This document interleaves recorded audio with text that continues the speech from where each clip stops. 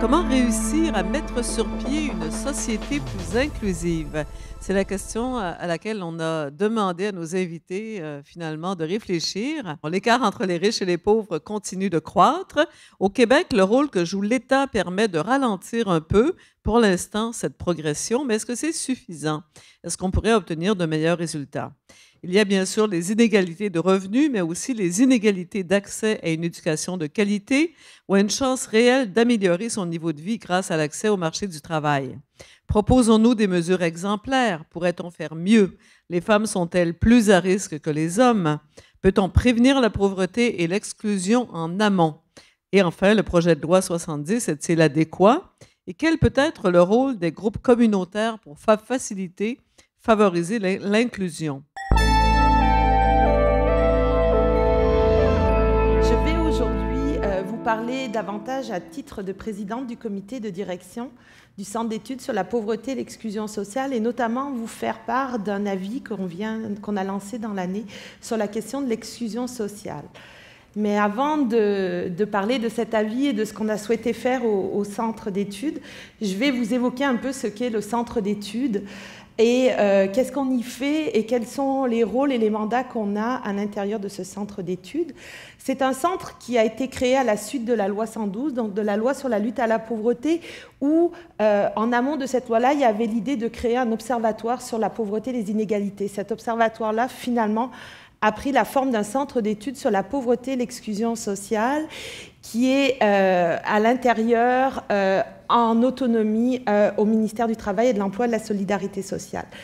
Et en fait, derrière ce centre d'études sur la pauvreté, il y a un comité de direction qui est formé de manière indépendante à la fois de chercheurs universitaires, de chercheurs d'institutions comme la santé publique, qui ont un intérêt sur les questions de pauvreté et d'exclusion sociale, et un certain nombre de personnes qui travaillent au centre pour produire nos avis et nos études sur la pauvreté. Les premiers travaux du Centre d'études sur la pauvreté ont surtout d'abord été des travaux pour mettre en place une lecture annuelle de la question de la pauvreté, de l'état de la situation de la pauvreté au Québec, et notamment des comparatifs aussi avec le Canada, le reste des provinces et le monde entier. À partir de cette mise en place de cet état de la situation sur la pauvreté et la réflexion sur comment on mesure la pauvreté, qu'est-ce qu'on doit y mettre, comment travailler cette analyse-là, cet état de la situation, est apparu nécessaire par la suite de davantage se pencher sur la question de l'exclusion sociale, qui est beaucoup plus difficile à prendre en considération, à mesurer, parce qu'effectivement, c'est davantage des processus qui sont en lien avec la question de l'exclusion sociale. Et donc, on a pendant de nombreuses années réfléchi au comité de direction sur la manière dont on allait pouvoir produire un avis sur l'état de l'exclusion au Québec et surtout de faire vivre cet état-là pendant plusieurs années pour mieux cerner les tendances en matière d'exclusion sociale au Québec. Ce travail-là s'est amorcé d'abord par le souci de faire participer les personnes en situation de pauvreté sur leur manière de voir la question de l'exclusion sociale, de nous donner des pistes sur les éléments qu'on devrait prendre en considération lorsqu'on parle de l'exclusion sociale. Donc on a conduit un certain nombre d'ateliers avec des personnes pour aller chercher leur réalité, leur vision, leur expérience de l'exclusion sociale et d'en tirer finalement des pistes sur les dimensions qu'on allait mettre de l'avant dans la question de l'exclusion sociale.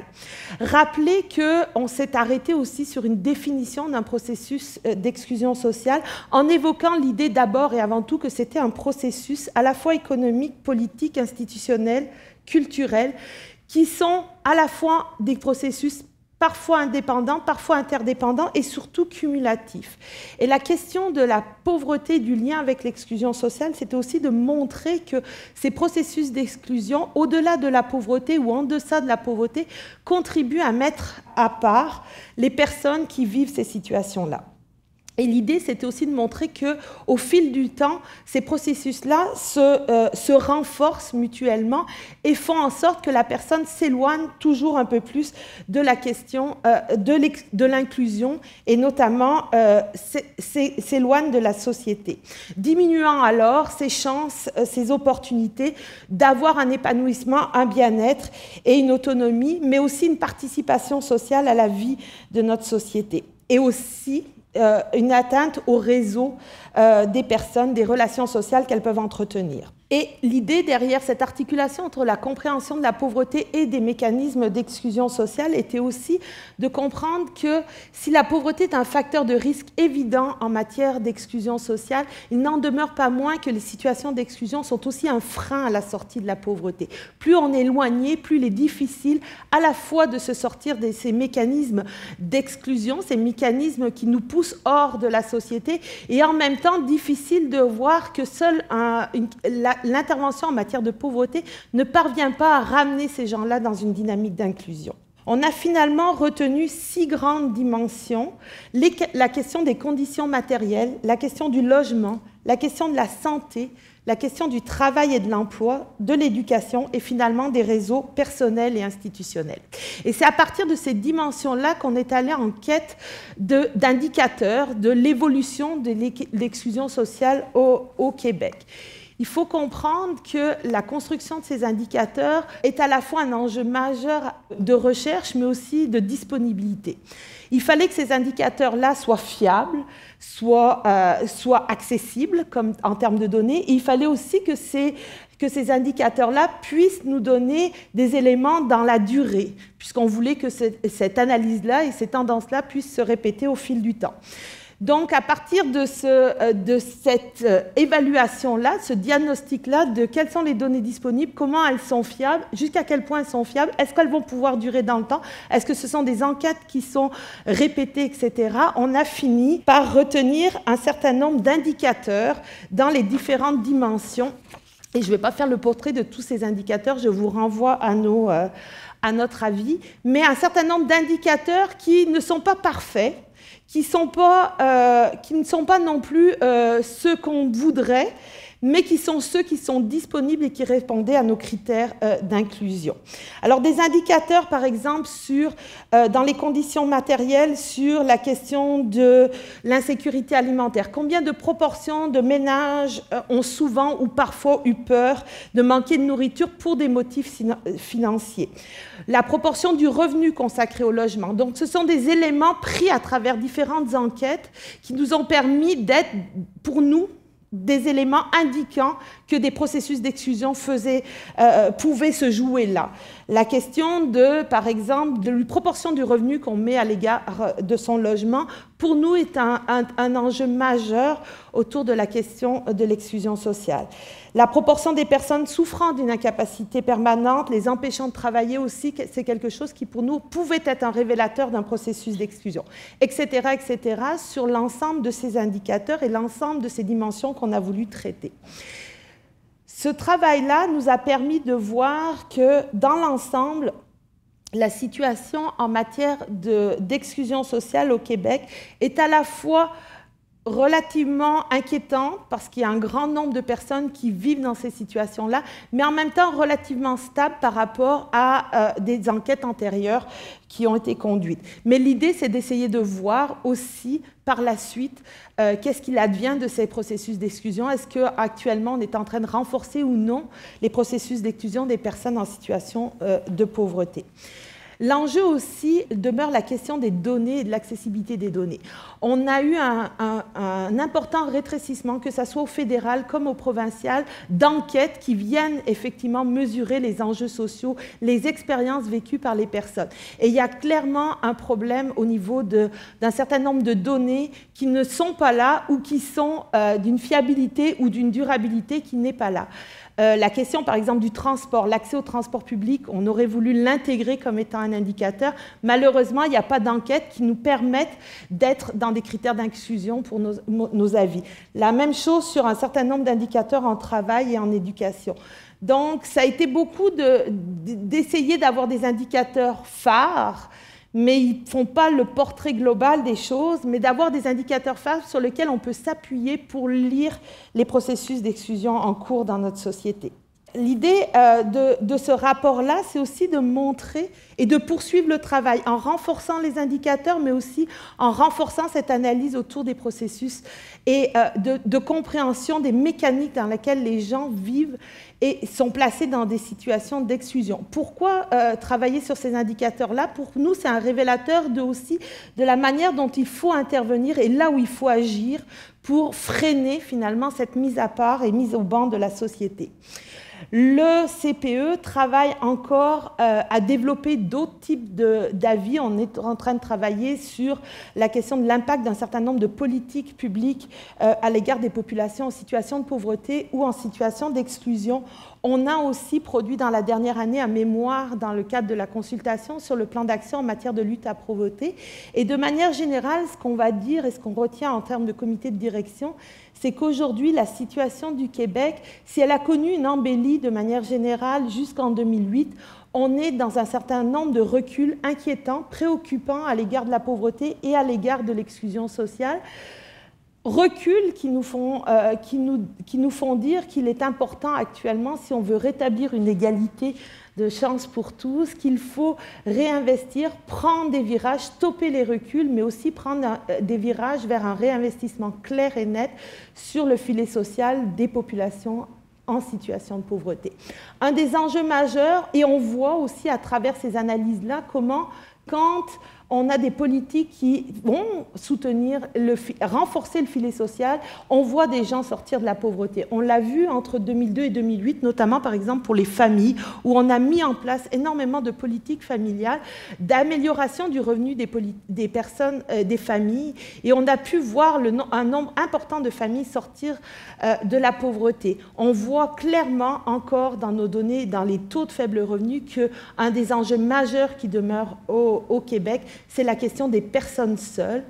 On est actuellement dans une couverture de pas plus que 50% des besoins essentiels des personnes seules couverts à l'aide sociale.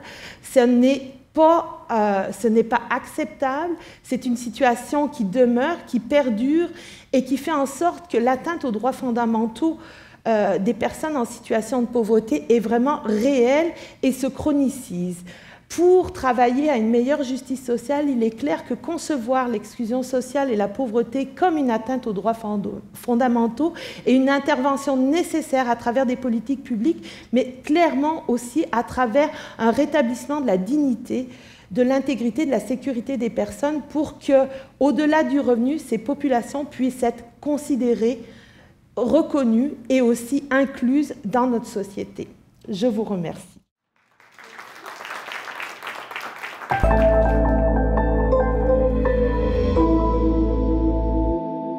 Le collectif pour un Québec sans pauvreté, c'est une grande coalition d'une cinquantaine d'organisations syndicales, étudiantes, communautaires et de collectifs régionaux, dont un à Québec, qui, dans le fond, ont chacun dans leur mission la lutte à la pauvreté, la justice sociale, plus d'égalité, moins de pauvreté au Québec.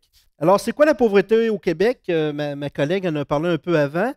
Il faut se rappeler que le gouvernement du Québec a retenu un indicateur, voilà quelques années, pour évaluer sa performance, c'est-à-dire ce qu'on appelle la mesure du panier de consommation, qui est dans le fond un indicateur qui cherche à mesurer quels sont les besoins de base des Québécois, des Québécoises, des Canadiens et des Canadiennes. Qu'est-ce qui est requis pour être capable de se loger, de se vêtir, de se déplacer, de se nourrir, pour, dans le fond, vivre en santé au Québec.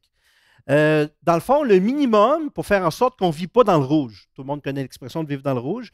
Alors, on évalue qu'une personne qui vit seule au Québec en 2013 aurait dû avoir un revenu autour de 17 à 18 000 dans une ville comme Québec pour être capable de satisfaire ses besoins de base. Ça veut dire à peu près une personne sur 10 au Québec qui ne couvre pas ces besoins-là. Donc, on parle peut-être de 842 000 personnes au Québec en 2013, ou plutôt en 2011, les derniers chiffres, qui ne couvraient pas leurs besoins de base. Par contre, quand on cherche un peu, quand on pousse un peu cette analyse-là, ce qu'on voit, c'est que les différents types de ménages ne sont pas traités de la même manière. Dans le fond, si on parle d'une personne sur 10 au Québec qui ne couvre pas ses besoins de base, si on regarde ça sur la lorgnette des personnes qui vivent seules ou des familles monoparentales, on pourrait parler d'une personne sur 4, ou plutôt d'un ménage sur 4. Si on regardait les personnes, les ménages avec une personne seule âgée de moins de 65 ans, on pourrait parler de près d'une personne sur 3. Dans le fond, ce que je veux dire par là, c'est que la pauvreté est plurielle. Mais couvrir ses besoins, c'est une chose. Sortir de la pauvreté, c'en est une autre. Parce que si sortir de la pauvreté, ça veut évidemment dire couvrir ses besoins de base, ça veut dire autre chose aussi. Puis ça veut dire, dans le fond, être capable de se projeter dans le temps, d'avoir des projets et au-delà de la couverture de ses besoins pour assurer sa santé, c'est aussi pouvoir assurer sa dignité. Bref, ça veut dire avoir du pouvoir sur sa vie puis d'avoir une marge de manœuvre qui nous permet d'espérer améliorer notre sort puis celui de nos enfants, de notre conjointe, dans le fond, de notre famille. Et puis, dans le fond, pour identifier ce que pourrait être un seuil de sortie de pauvreté, il faudrait utiliser d'autres indicateurs. Il y a une organisation qui se nomme l'Institut de recherche et d'information socio-économique qui a évalué, il n'y a pas si longtemps que ça, qu'au Québec, ou plutôt à Québec, une personne aurait dû avoir un revenu disponible à la consommation d'autour de 24 000 pour être capable de sortir de la pauvreté. Eux, à ce moment-là, ils parlaient, dans le fond, un salaire viable pour une personne, ça devrait être autour de 15 de l'heure, ce qui fait écho actuellement aux campagnes sous salaire minimum à 15 de l'heure. Et ça se rapproche de ce que certains indicateurs de faible revenu indiquent pour le Québec. Mais dans le fond, ce qu'il faut comprendre là-dedans, c'est qu'au-delà de la satisfaction des besoins de base, au-delà du revenu, il faut comprendre que la sortie de pauvreté, ça demande aussi d'avoir accès à certains services publics. Évidemment, on pense évidemment aux soins de santé et au système d'éducation. Mais quand on parle d'accès aux services publics, on pourrait parler de bien d'autres choses. Le transport en commun. On le voit très bien, les gens qui n'ont pas accès au transport en commun, les gens qui vivent la pauvreté, ça leur amène des difficultés dans leur vie quotidienne. Toutes les questions d'énergie, entre autres les tarifs d'hydroélectricité.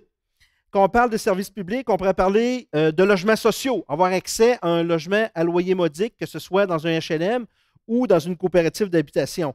La formation à l'emploi, c'est très d'actualité avec ce qui se passe avec le projet de loi 70 qu'on va parler tout à l'heure. Avoir accès aux modes de communication, avoir accès à l'information, avoir accès à Internet, avoir accès à des services de garde de qualité.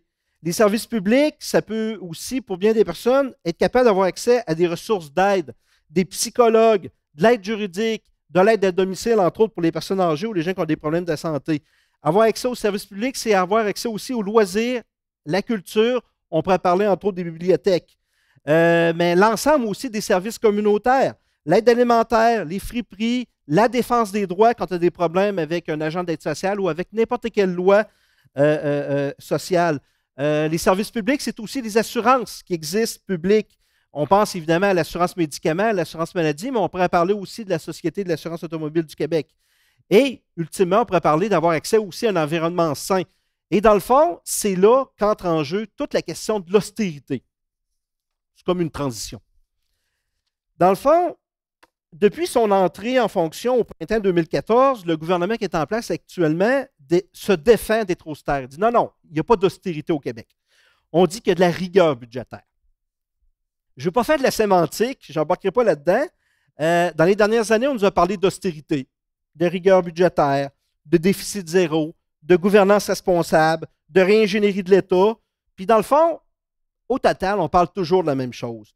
Puis ce que je vous propose de faire, dans le fond, c'est un petit pas en arrière et puis de parler d'un gros mot qu'on utilise peu de ce temps-ci, le néolibéralisme. Donc, dans le fond, on va parler un peu de ça. Puis dans le fond, je vais commencer peut-être avec une petite définition maison du néolibéralisme. On est parti avec Wikipédia. C'est quoi le néolibéralisme? C'est une idéologie politique qui dénonce l'intervention de l'État, fait la promotion de l'économie de marché et met de l'avant des politiques prônant la dérégulation des marchés et la diminution du rôle de l'État. On va décortiquer un peu ça. D'abord, c'est une idéologie politique.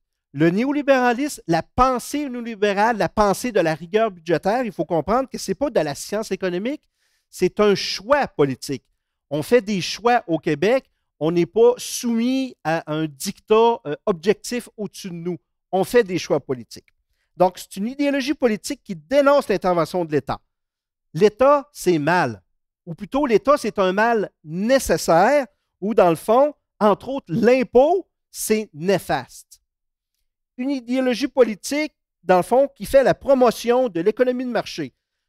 L'impôt, c'est mal. Le libre marché, c'est le nec plus ultra de l'humanité. C'est bien.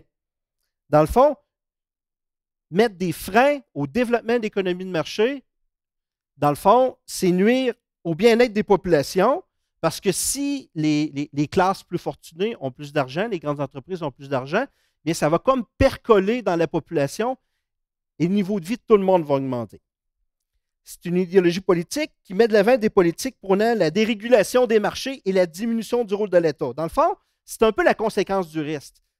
Si on considère que l'État, c'est mal, que le libre marché, c'est bien, bien, ça fait en sorte que, dans le fond, il faut faire en sorte de libérer le marché et de mettre le moins d'entraves possible aux gens qui sont plus fortunés et aux grandes entreprises. Et dans le fond, ce qu'il faut comprendre aussi, et la raison pour laquelle je vous parle de néolibéralisme, c'est que c'est une pensée qui agit au Québec depuis peut-être 30, 40, 50 années, selon les définitions qu'on se donne, et qui a un impact dans la population. Parce que dans le fond, comment ça pense un politicien ou une politicienne néolibérale, qu'elles veulent le dire ou pas? Bien, qu'est-ce que ça fait, ces politiciens-là, ces politiciennes-là? Bien, ça coupe dans le filet de sécurité sociale. On le voit avec l'aide sociale actuellement. On l'a vu avec l'assurance chômage. On l'a vu, évidemment, au Québec de façon un peu plus aiguë dans les 2 dernières années. Mais ça se vit au Canada aussi depuis très longtemps, où on remet en question l'ensemble de notre filet de sécurité sociale. Qu'est-ce que ça fait aussi un politicien ou une politicienne néolibérale? Bien, ça démantèle les services publics. Santé, éducation, mais toutes les autres. Quand on augmente les tarifs d'hydroélectricité de la façon qu'on le fait depuis les 10 dernières années, depuis le dégel de 2004, bien, ça a un impact dans la population. Qu'est-ce que ça fait aussi un politicien, une politicienne néolibérale? Bien, ça déréglemente. Ça cherche à abolir les règles qui encadrent les entreprises, que ce soit des lois environnementales, des lois du travail, de protection du consommateur. C'est une entrave au marché, donc il faut mettre ça de côté. Ça libéralise. Ça fait en sorte de développer de plus en plus des accords de libre-échange avec d'autres pays, d'enlever toutes les barrières au transfert du capital. Et ça privatise, que ce soit directement, on l'a vu, tous les débats qu'il y a eu autour, assez récemment, est-ce qu'on devrait privatiser Hydro-Québec ou une partie d'Hydro-Québec? Donc, ça veut privatiser directement ou indirectement en sous-contractant au privé. On ne va pas privatiser les hôpitaux, on va transférer ce qui se fait dans les hôpitaux dans les cliniques médicales privées, qu'elles soient subventionnées ou non par l'État. Donc, c'est une façon de privatiser un peu de côté. Finalement, c'est quoi l'impact de cette austérité-là, de cette façon de penser-là pour les plus pauvres d'entre nous? Cette façon de penser-là a un impact différent qu'on soit une personne qui vit en situation de pauvreté dans le rouge ou un peu au-dessus, qu'on soit de la classe moyenne ou qu'on soit évidemment des gens un peu plus riches ou très riches même. Ce qu'on voit, un des impacts de l'austérité, c'est un appauvrissement justement de la classe moyenne et des plus pauvres par un apport accru de la tarification et des taxes, dans le fond. Il y a un transfert de plus en plus de l'impôt des entreprises vers les particuliers et un transfert de l'impôt en général vers la taxation et la tarification. Ça, c'est un des impacts du néolibéralisme. Évidemment, c'est un impact plus grand pour les citoyens les moins fortunés parce que quand la facture de l'électricité augmente, quand la facture du transport en commun augmente, évidemment, plus notre revenu est bas, bien, on n'a pas nécessairement d'alternative, alors on doit avaler la pilule ou s'en passer. Un des impacts aussi, c'est l'effritement des politiques sociales qui font en sorte que les gens ont moins de protection sociale. Un bel exemple, c'est actuellement toute la réforme de l'aide sociale qui est en train de se passer, où on veut créer un nouveau programme pour les nouveaux demandeurs d'aide sociale ou les premiers demandeurs, des gens qui, dans le fond, vont se retrouver à la sécurité du revenu avec des droits différents de ceux qui y sont déjà, avec des possibilités de pénalités financières s'ils n'acceptent pas de participer à certaines mesures d'aide à l'emploi. Donc, on crée d'une certaine manière des citoyens de seconde zone. Le néolibéralisme a des impacts, bien évidemment, c'est des pertes d'emploi. On l'a vu avec des pertes d'emploi non spécialisées avec les accords de libre-échange, mais aussi dans le secteur public. Écoutez, M. Coiteux était très fier à la fin de l'année 2014 de dire qu'on s'en allait vers une période où l'État allait être moins gros, où il allait avoir moins d'employés du secteur public, mais ça a un impact direct dans la classe moyenne et tout particulièrement pour les femmes. Dans le fond, plus largement, ce qu'on peut voir, c'est qu'il y a des impacts un peu tout partout, mais dans le fond, je ne voulais pas quand même terminer en dépeignant uniquement un portrait qui est très noir.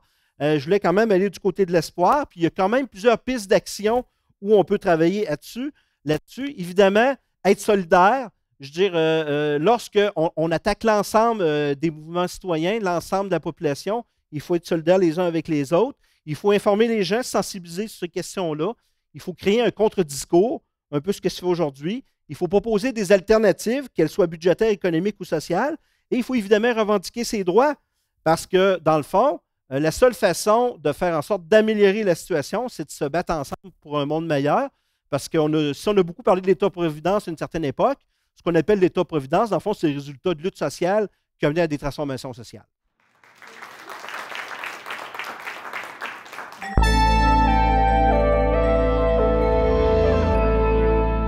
Alors, pour ma part, je vais axer mon intervention sur la question de la sécurisation des trajectoires professionnelles. Qu'est-ce que ça veut dire? En tout cas, avant de vous définir ce que ça signifie, spécifier que ça nous amène à regarder la question de la pauvreté et de l'exclusion sous l'angle des trajectoires de vie des hommes et des femmes et de voir de quelle façon on peut les sécuriser, c'est-à-dire fournir une sécurité économique aux individus. Alors, il y a un caractère genré, c'est-à-dire que ces trajectoires doivent être saisies de façon distincte pour les hommes et les femmes, en raison du fait de ce que l'on appelle dans le jargon universitaire la division sexuelle du travail dans la société, c'est-à-dire le fait que les femmes soient davantage dans l'espace domestique et que les hommes soient davantage dans l'emploi, situation historique, bien entendu. Alors, sécuriser les trajectoires, ça veut dire également qu'on va mettre l'accent sur des politiques publiques qui sont préventives. Ça veut dire qu'on va chercher à intervenir en amont des situations de pauvreté. Alors, élément de cadrage, de quoi parle-t-on quand on parle de sécurisation des trajectoires professionnelles? Donc, tout d'abord, c'est une façon de redéfinir les politiques publiques de l'emploi. Et ça veut dire l'État, dans un premier temps, puisque les politiques publiques, ça relève de ce grand acteur qui est l'État. Mais ça remet en cause également les stratégies et les pratiques de tous les acteurs. On parle de l'entreprise, on parle des syndicats, on parle des associations communautaires et autres. L'objectif, par opposition à l'approche habituelle et dominante en économie, les économistes du travail parlent d'incitation au travail, c'est leur point de vue qui est le pivot de leur analyse. La sécurisation des trajectoires professionnelles prend le contre-pied de ça pour donner la place primordiale à la question de la sécurité économique. Sécuriser, ça veut dire consolider d'anciens droits, parce qu'on n'a pas terminé de devoir donc parfaire ces droits, et d'en instituer de nouveaux également. Les trajectoires, ça veut dire qu'on passe d'une compréhension des états, c'est-à-dire des positions des gens en emploi envisagées de façon isolée, à une compréhension en termes de parcours, c'est-à-dire qu'on cherchera à examiner comment s'articulent les différentes positions en emploi au fur et à mesure que les gens développent donc leur trajectoire professionnelle. Une vision donc en termes qui est dynamique, en termes de flux, non pas de stock, qui est plus orientée vers le long terme. Et il faut dire précisément aussi que professionnel, ça couvre tous les espaces de vie. Ce n'est pas que l'emploi, bien sûr, sinon on éluderait à peu près complètement la question des femmes. Donc, il s'agit de saisir cette question-là à partir de ce qu'on appelle aussi l'aménagement des temps sociaux, c'est-à-dire saisir le temps de l'emploi, de la famille, des études, de la formation, de l'engagement citoyen. Ce sont tous ces espaces de la société et de la vie, c'est le temps et de l'espace, et voir comment ça interagit, tout ça. Les trajectoires genrées, ça signifie, je l'ai dit, de prendre en considération cette division sexuelle du travail dans la société, mais aussi le fait donc que la majorité des transitions concernent les femmes et que les transitions des femmes sont de nature différente de celles des hommes parce qu'elles transitent beaucoup par la famille. Alors, on dépeint souvent, de façon assez canonique, la chose en présentant sous cette forme de l'encadrer, donc les différentes sphères, où les gens transitent, où chacun d'entre nous, on va passer un moment de notre existence dans l'emploi. Donc, il y a différentes aussi trajectoires au sein même de l'emploi, entre la famille et l'emploi, éducation, formation et emploi, la retraite, bien sûr, si on est en fin de parcours, et le chômage. Alors, tout ça bouge beaucoup, tout ça est très diversifié aussi selon les individus. Hein, c'est un autre élément qu'il faut prendre en considération. Et donc, tenter d'avoir une vision assez large. Alors, ce que ça nous amène à faire, c'est que précisément, les notions de pauvreté et d'exclusion s'inscrivent dans une vision qui est plus intégrée. Hein, les exclus, les pauvres, ils ne sont pas dans une situation à part, mais au contraire, à la limite d'un continuum de situations vulnérables. Alors, c'est ça qu'il faut tenter de tracer comme ligne, essayer de voir où sont ces vulnérabilités. L'approche est processuelle parce qu'on veut comprendre des dynamiques d'appauvrissement. Et on met l'accent, et ça c'est tout à fait essentiel également, sur des carences des institutions centrales de notre société, c'est-à-dire l'emploi, la protection sociale, la famille, où ça se passe, qu'est-ce qui cause qu'est-ce qui cause ces dynamiques d'appauvrissement.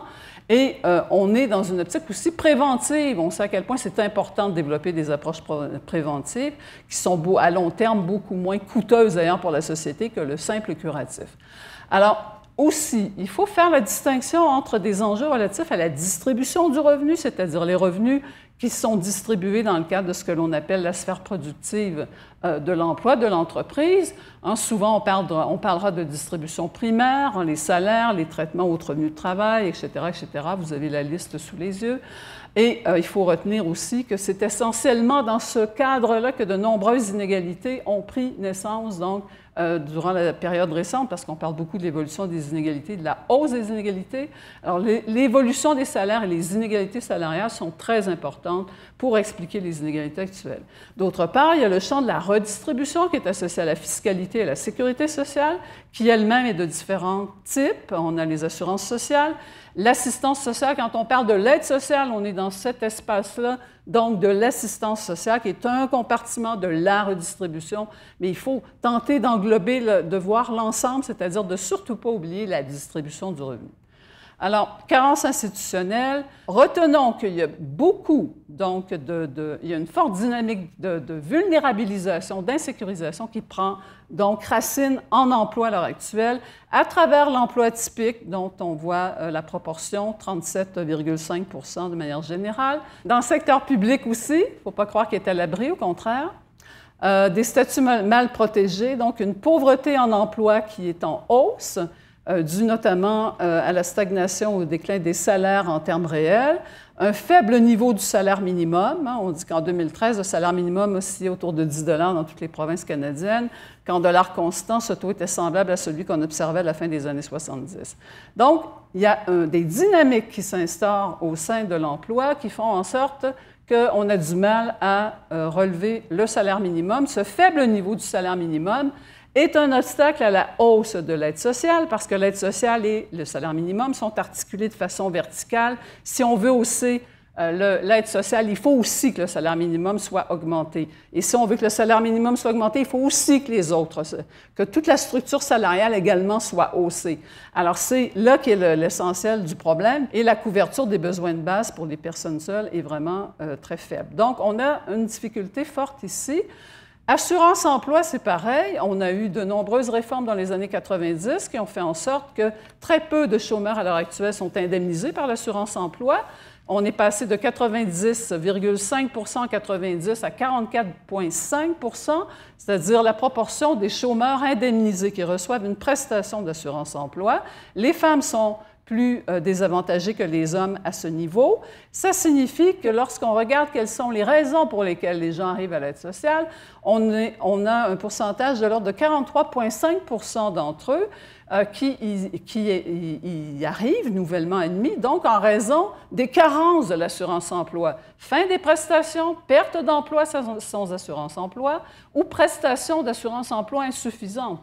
Donc, on voit que dans les faits, pour de nombreux ménages, l'aide sociale est en fait une assistance-emploi. Donc, c'est l'assurance-emploi qui ne fait pas le travail. C'est ce que je veux dire par des carences institutionnelles en amont qui créent la pauvreté.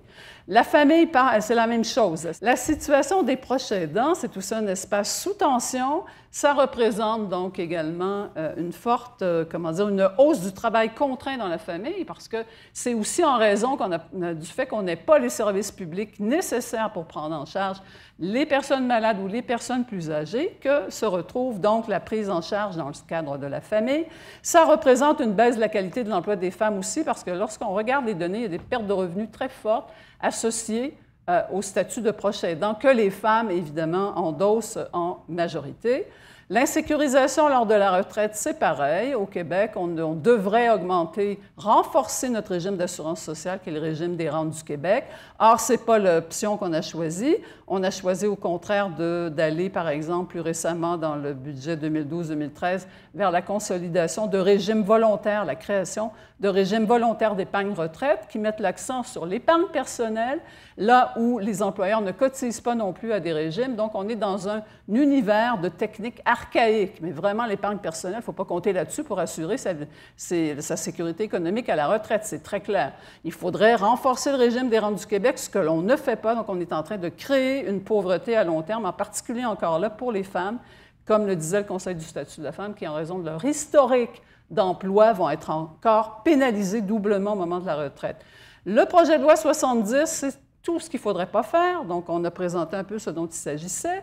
Il s'agit déjà de deux types de politiques qui ne devraient pas aller ensemble. On a d'une part la sécurité sociale, c'est-à-dire cet espace de l'assistance sociale, mais on veut instrumentaliser la politique d'assistance sociale à des fins de politique de main-d'œuvre. C'est littéralement ce qu'on est en train de faire avec ça. Le simple constat, le Québec doit compter sur la participation au marché du travail du plus grand nombre de personnes possible. C'est ce qu'on veut faire avec ce programme Objectif Emploi, alors que ça n'a rien à voir.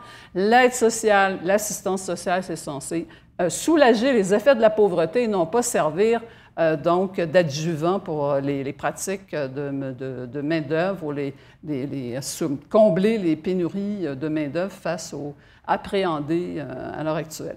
Donc, il n'y a pas de prévention, on est dans le court terme, on perpétue une conception individualisante de la pauvreté plutôt que de cibler les institutions où il y a problème. Et on est dans un univers contraint aussi avec la menace d'application de sanctions qui, même si elles ne sont pas précisées dans le cadre du projet de loi, ont déjà été évoquées par le ministre Hamad et on parlait de sanctions pouvant aller jusqu'à 50 % de la prestation. Et d'autre part, on s'inscrit aussi dans un contexte d'austérité, on l'a dit avant moi, et c'est une recherche d'économie aussi qui motive l'action du gouvernement. Donc, en clair, je pense que lorsqu'on examine les processus d'exclusion et les situations de pauvreté, il faut aller voir les carences institutionnelles qui les causent. Elles se situent dans les institutions centrales de notre société, l'emploi, la famille, la sécurité sociale, et c'est sur elles qu'il faut agir si on veut précisément régler le problème. L'enjeu de genre est fondamental. Et si on voit les choses en ces termes, ça permet de comprendre aussi la diversité des situations de pauvreté, ce qui permet de défaire en bonne partie les préjugés face aux pauvres qui, malheureusement, continuent de perdurer beaucoup dans notre société. Merci.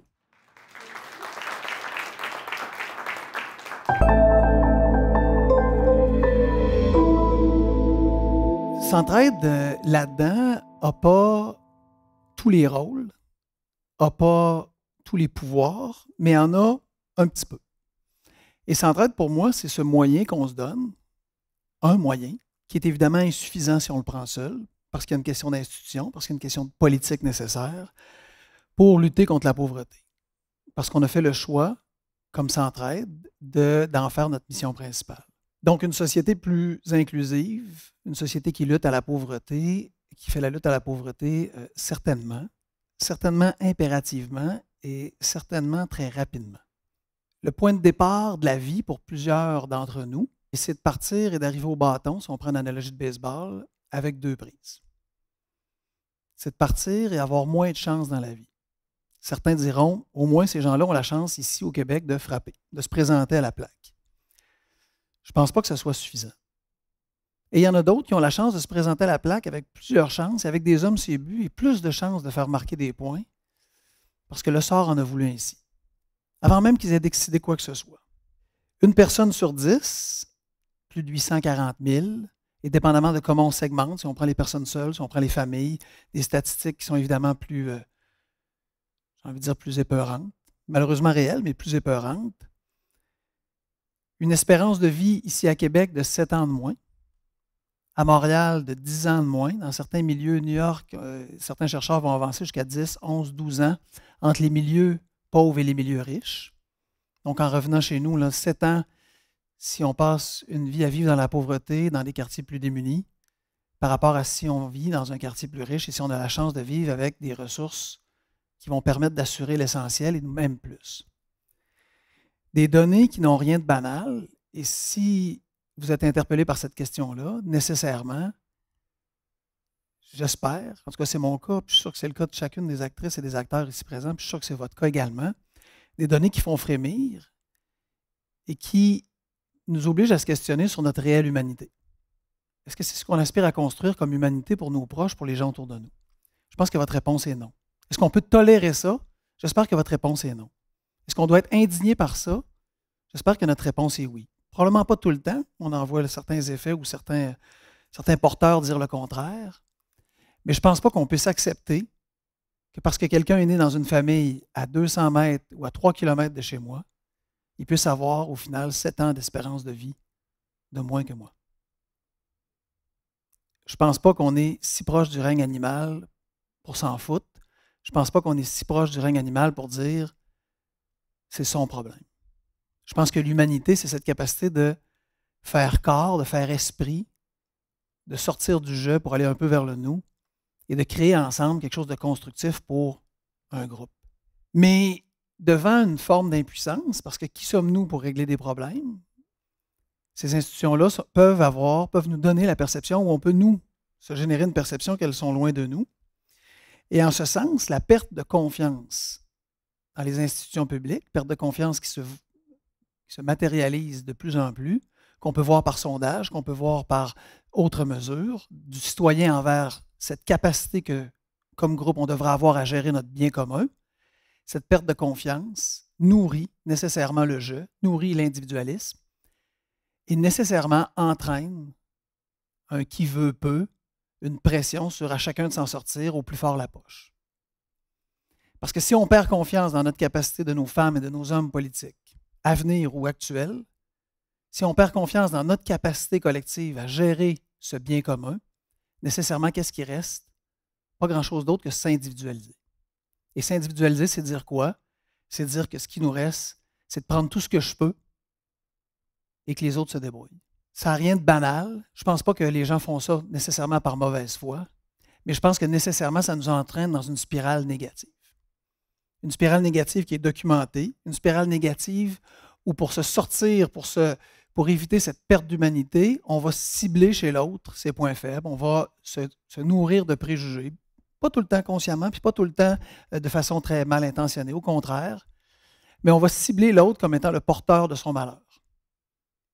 On va cibler l'autre comme ce fameux qui veut peu, qui peut veut. Il faut savoir dans quel sens on le prend. Pourtant, la plupart du temps, on va se dire à chacun qui veut un pouvoir existe. Ce n'est pas tout le temps le cas. On va cibler l'autre et on va l'affubler de préjugés pour se sortir soi-même de cette question troublante qui est de dire qu'est-ce que je peux faire pour l'autre qui est en difficulté.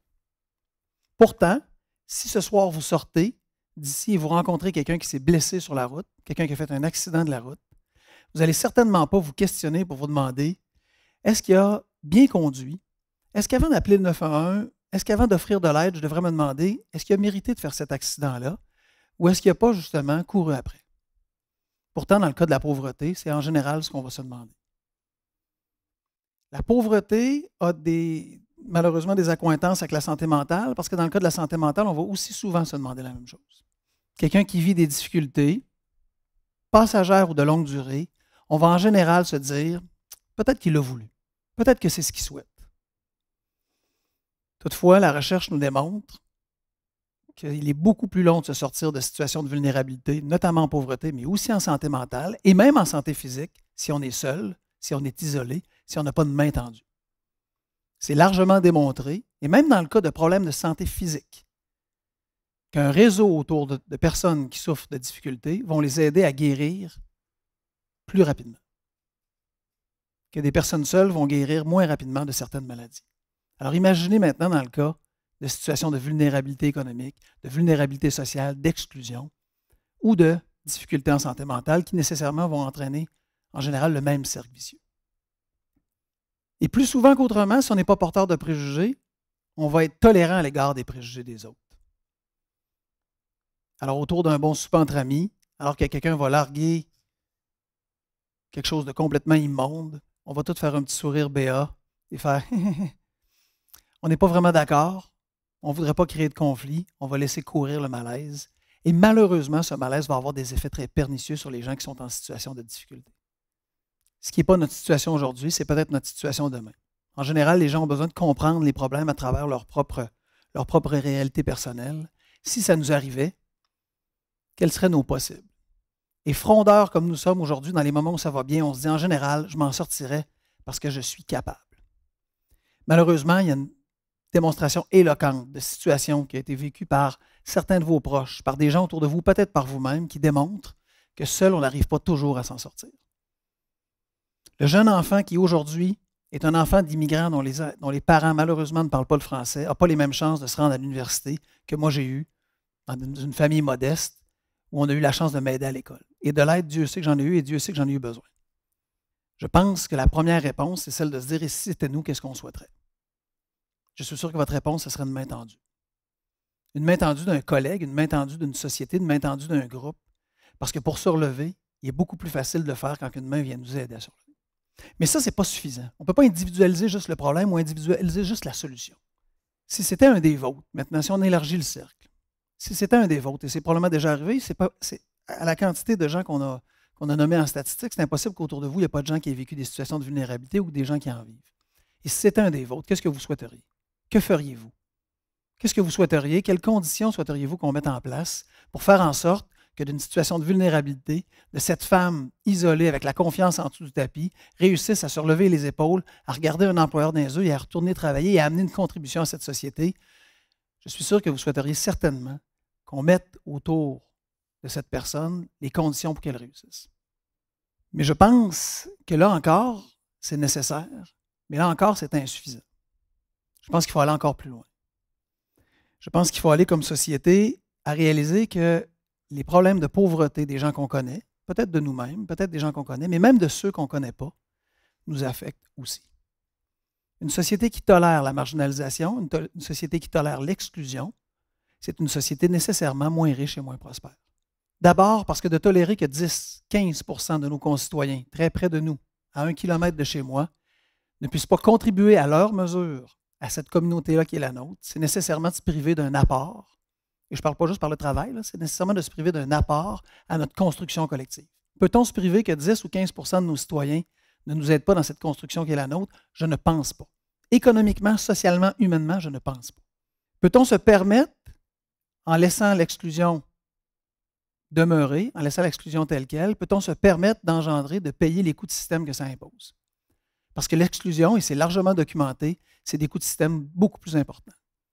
Tolérer la pauvreté ou à la limite ne pas s'en indigner ou ne pas agir, c'est accepter de se dire qu'il va falloir, en coût de système, investir davantage. Ça va coûter plus cher en santé. Pas parce que les pauvres sont plus négligents avec leur santé, parce que vivre avec le stress de ne pas savoir si tu vas avoir de quoi sur la table le soir, jour après jour, c'est nécessairement un indicateur qui amène à la conséquence que 7 années d'espérance de vie de moins pour toi à vivre avec ce stress-là. Et 7 années d'espérance de vie, on ne parle pas d'espérance de vie en bonne santé. C'est nécessairement plus de maladies. C'est nécessairement plus de coûts pour l'ensemble d'une société.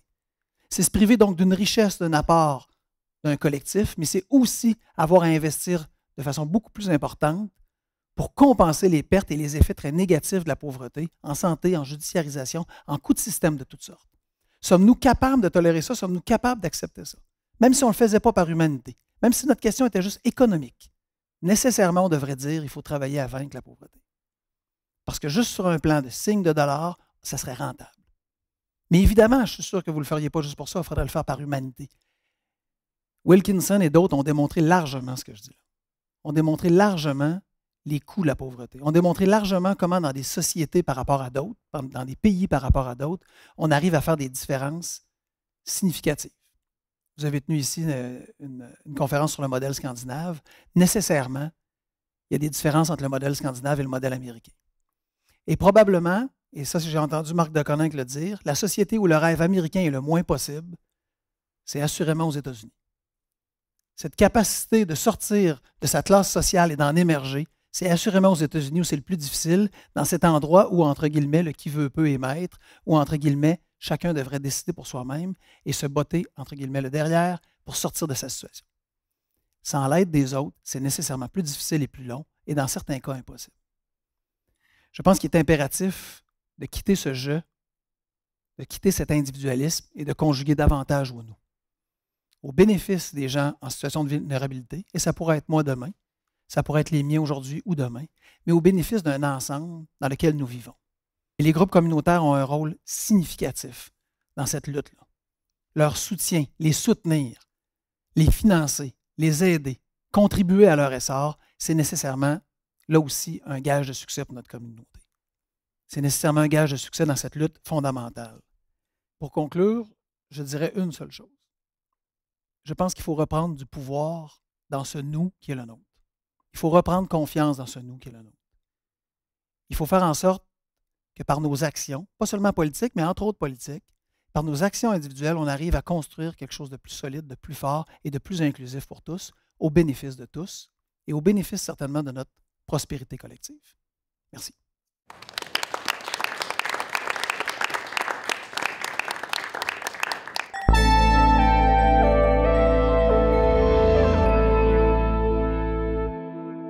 On voit quand même que c'est en train de reculer en termes de taux de personnes à faible revenu.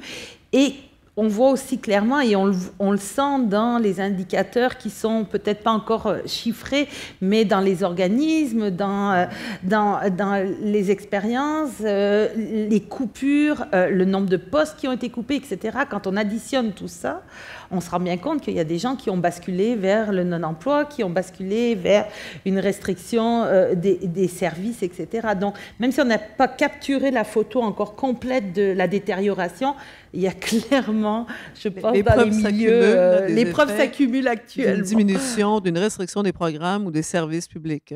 On a vu des hausses au niveau des banques alimentaires, des demandes dans les banques alimentaires dans les dernières années. Peut-être un peu moins dramatique dans la dernière année, mais ça va quand même en montant. On a tous vu des reportages, entre autres avec Hydro-Québec, depuis quelques années, une augmentation des taux de débranchement, des taux de demande, dans le fond, pour avoir des ententes financières pour être capable de rembourser ces factures d'électricité. Ça, c'est des signes. Les organismes communautaires le disent. On a de plus en plus de personnes qui nous appellent. On a des gens de plus en plus maganés par la vie, pour la simple et bonne raison que les gens, leur revenu a stagné, notamment pour les personnes seules puis les couples sans enfants. Notre politique familiale, peut-être pas en ce qui a trait au congé parental, parce que de ce point de vue-là, ça demeure en l'état, mais les CPE, les centres de la petite enfance, qui sont, bon, la politique familiale du Québec, c'est la pointe avancée de notre système, c'est clair. On était très, très novateurs dans le domaine.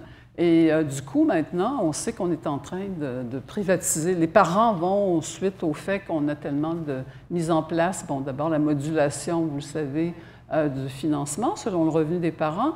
Et de plus, on donne accès à des aides fiscales qui font en sorte que lorsque les parents se retrouvent à faire les calculs, bien, c'est pratiquement aussi intéressant, sinon plus intéressant que de se tourner vers des garderies commerciales, alors qu'on sait qu'en termes de prévention, s'occuper des enfants parce que ce n'est pas que de la garde, ce sont des services éducatifs qu'on fournit à nos enfants à travers les CPE. Et on sait que les CPE sont de loin, donc de qualité supérieure par rapport aux garderies commerciales. De nombreux indicateurs le démontrent. Alors là, on est en train encore là de s'aménager une pauvreté à partir de ce qu'on fait avec nos enfants, parce que les études le démontrent aussi, c'est de façon précoce qu'il faut prendre les choses. Les enfants, c'est dans la petite enfance que les écarts donc une approche préventive, hein, vous l'avez dit tout à l'heure. On y est tout à fait, et là, on va vraiment en sens inverse. Il y a un problème de court-termisme, tout le monde le dit, en fait. On regarde, on fait des calculs de très, très court terme sur en fonction de la prochaine des économies budgétaires de court terme.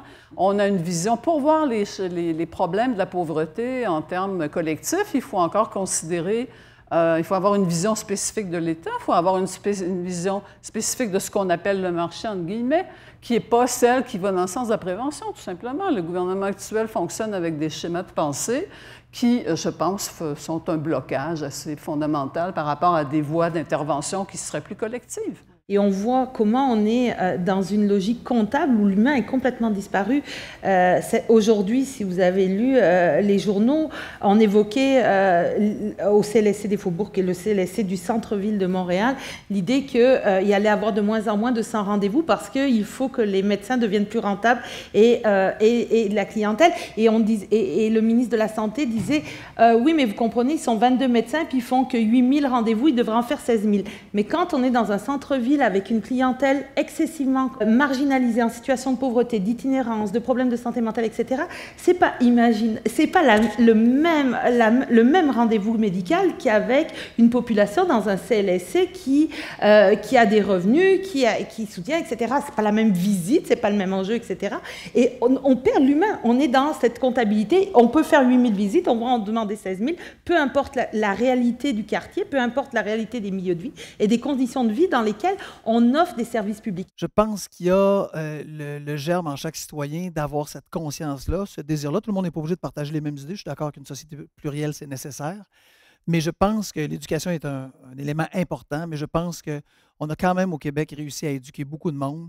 Je pense par contre que si ce n'est pas tendance, si on ne sait pas quoi faire avec ça, si on se dégage de notre bien commun, bien nécessairement les gens se désintéressent. Si on se réintéresse, je pense qu'il y a un pouvoir individuel qui se galvanise dans un pouvoir collectif qui est certainement plus rapide et accessible qu'on le pense des fois, parce que les faits démontrent qu'on peut être négatif, mais je crois encore à ça. Merci beaucoup. Bonne fin de soirée à vous tous.